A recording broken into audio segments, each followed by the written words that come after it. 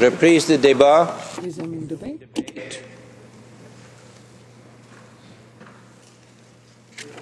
Seeing none, I call on the member from Destiny, Mississippi, Churchill River for the final 5 minutes of the debate. Thank you, Mr. Speaker. Mr. Speaker, it's an honor to stand here today and close debate on my bill C-428, an act to amend the Indian Act and provide for its replacement. As a member of Muskeg Lake First Nations and as a former RC police officer who spent a large part of my 18 years on the force doing First Nations policing, I have seen firsthand the cultural, societal, and economic barriers that the Indian Act has built. It's an archaic, colonialist piece of legislation that institutionalizes racism and represses the self-determination of First Nations. Mr. Speaker, the Indian Act is completely contrary to the Canadian values and has kept First Nations from taking advantage of the same rights and opportunities that have been available to all other Canadians for 136 years. Clearly, something has to change. All Canadians recognize the hardships the Indian Act has caused my people, and we are all eager for positive, enduring change. After engaging with many First Nations, organizations, leaders, band members, and other interested stakeholders, I believe we have arrived at an important turning point. My private member's bill is a result of significant open discussion and represents the desire of First Nations to be self-reliant and free from shackles of the Indian Act.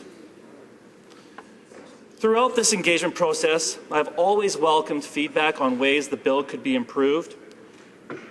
I recognize that there are many, or may be, a need for amendments that will clarify certain aspects of the bill, and I've indicated that I am open to that. I look forward to hearing more from grassroots members and leaders of First Nations and other interested parties before, during, and after committee hearings. Their suggestions and concerns will certainly be valuable to this process and will be taken very seriously. Mr. Speaker, I've been heartened recently to see that First Nations leadership has acknowledged that the Indian Act and its bureaucracy must go. It is important that First Nations take leadership and initiative in order to ensure success.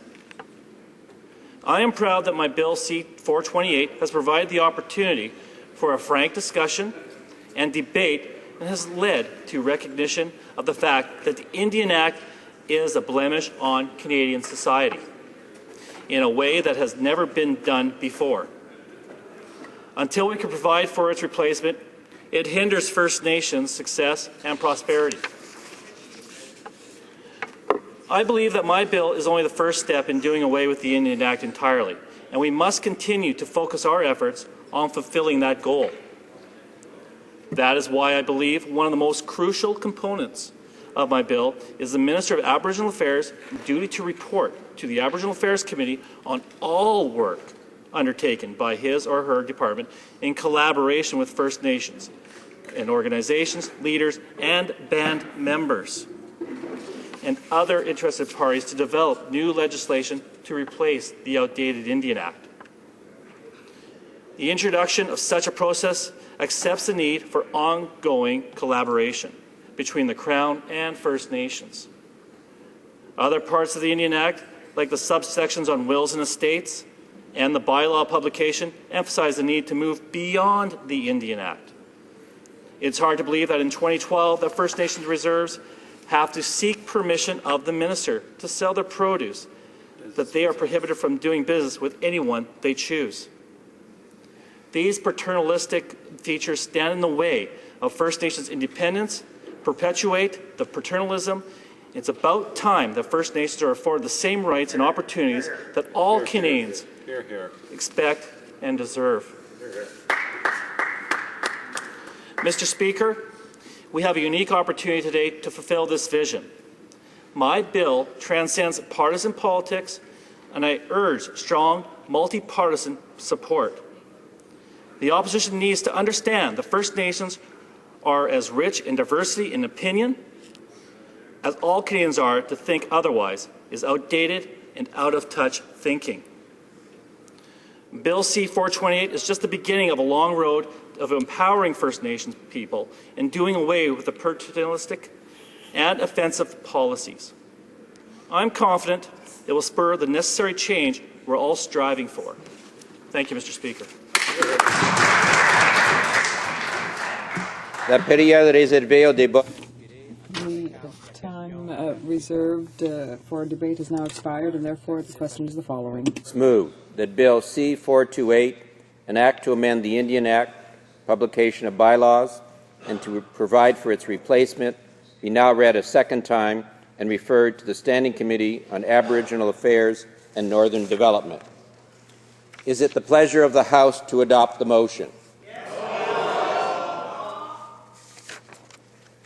All those in favor of the motion will please say yea. Yea. Que ceux qui s'y opposent. All those opposed, please say nay. In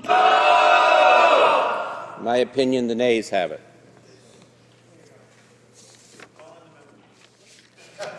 Conformément à l'article.